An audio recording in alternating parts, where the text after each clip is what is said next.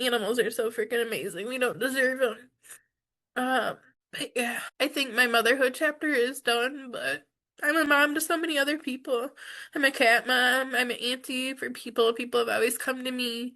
I've always been that one that people come to and they can talk to me, and I try not to judge. I try to just listen and be there, and life happens, shit happens. I never judge people for addictions or getting in trouble with the law or anything like that. Like, we all are fucking human, you know? We all need to be a little more compassionate and caring to each other.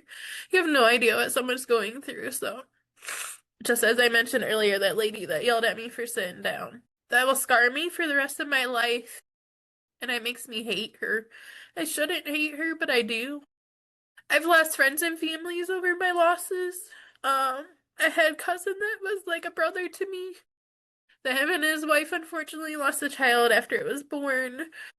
And, they made me feel like my losses didn't matter and that I shouldn't talk about them. That's horrible. Yes, your child was alive, and I'm sure it's 10 times worse.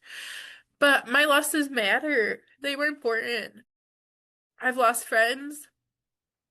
A friend I had for 30 years, this isn't the main reason we no longer speak, but she got pregnant. She could always have kids easily, never had any issues, no losses, never experienced any trauma with her pregnancies or anything. And she got pregnant with her third kid, and she couldn't understand why I couldn't come to her baby shower. It was right after one of my losses. Just the fact that she made it about her and she couldn't see my side of it, like, it hurts. It hurts when you see people do pregnancy announcements. It's not that we're not happy for them, but that jealousy is there and you can't help it. You just think, why me? Why can't it be me? Especially when people abuse their children or people that are not great parents that just keep having kids. Like, why do they get to have kids? Like, I would be such an amazing mom. My husband would be a great dad, but it just wasn't meant to be.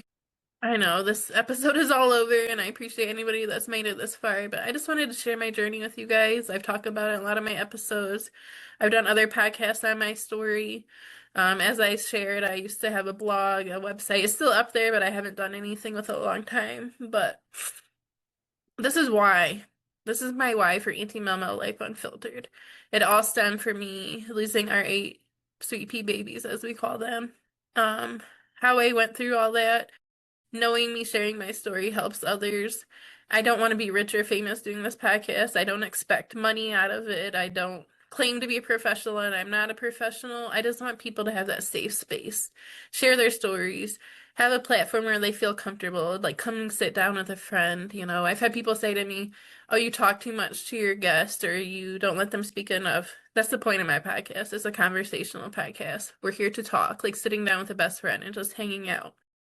If that's not your thing, that's cool. I don't expect it to be for everybody.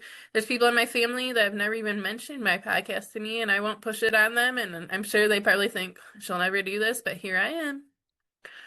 This is something I needed to do for myself, and I'm so beyond proud of myself. And it takes a lot for me to say that, as I am somebody that does not gloat or has a big ego. But I'm proud of what I'm doing. It's helping me. And I know it's helping others. I have people reach out to me and say they've shared stuff with me they've never shared with other people. They were able to share that on this platform for me to release for everybody to hear. And that is so powerful. So thank you all again so much for your support. And I love you all and anybody that supports me all the way.